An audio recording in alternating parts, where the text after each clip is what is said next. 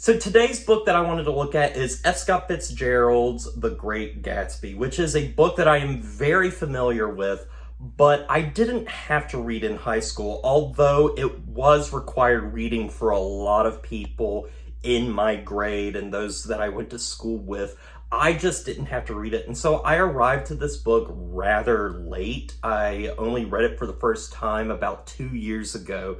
And since I'm wanting to read a lot more of like the classics that we had to read in high school, I was like, well, I'm going to revisit this book, and I already loved it the first time. So this was my second chance to see if it is as good as I remember, and it very much is. Great Gatsby follows the story of Nick Calloway, who is a young stockbroker who lives in New York in the 1920s, who lives beside a mysterious rich man known as J. Gatsby, who is in love with the woman of his life, who he had to pull himself out of poverty, create this whole persona to try to impress and finally get with her. And that's kind of like the main gist of the plot, but it's about a whole lot more. And I want to talk a little bit about how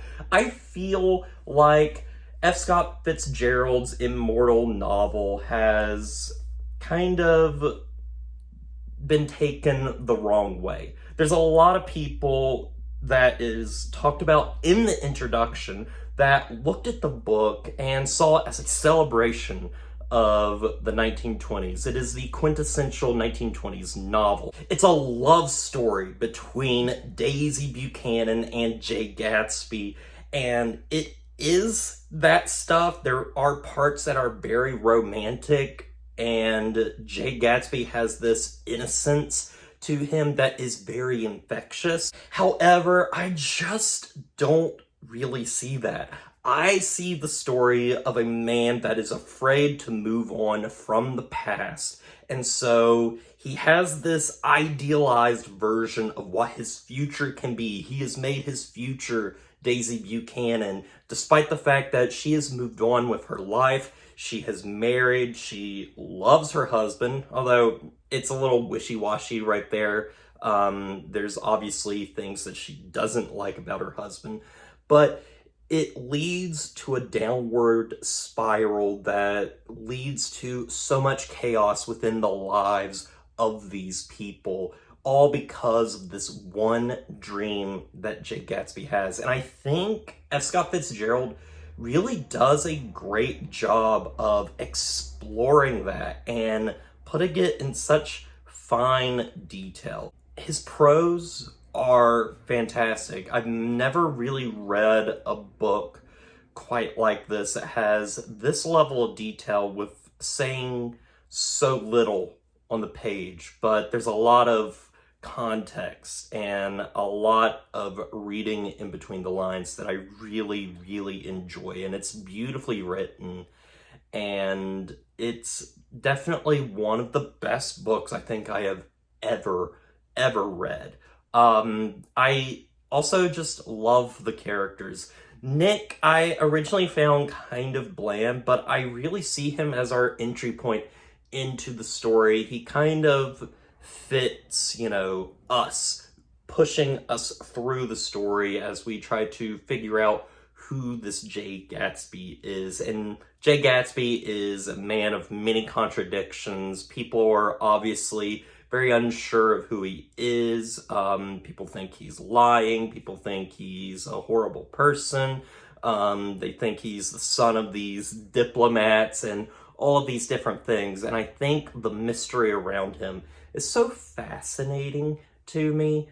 But one of my favorite characters is actually the character of Tom Buchanan, who is a kind of womanizer, a cheater, a racist, and he's a very complex guy. And my favorite scene in the entire book is actually at the very end, after Gatsby's death, in which Nick sees Tom on the streets of New York, and he knows that he is the one responsible for the death of Gatsby. It's a very fantastic confrontation that was really exhilarating. I really don't know what else to really say about the book other than it's a great exploration of 1920s culture, but again, it's not really about that. It is about exploring one man who has held on to the past so much that it has consumed him into believing that his fairy tale ending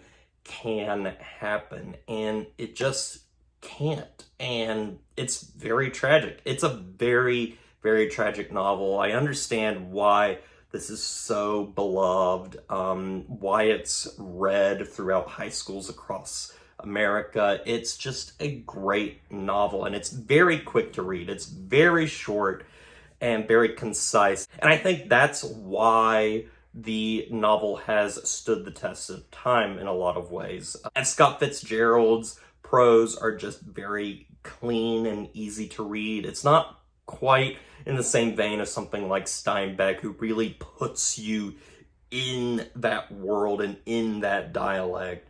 But you really do see a world come to life that is beautifully told. It's just a really wonderful book that I think explores some really, really good ideas. And I'm really glad that I revisited this one. It was just a lot of fun, and it's one of the best novels I've ever read. So anyway, with all that said, I'm gonna give The Great Gatsby a 9 out of 10. This is just a perfect novel, and I absolutely love it. And if you have not read The Great Gatsby, I wholly recommend you check it out. It is one of the quintessential American novels.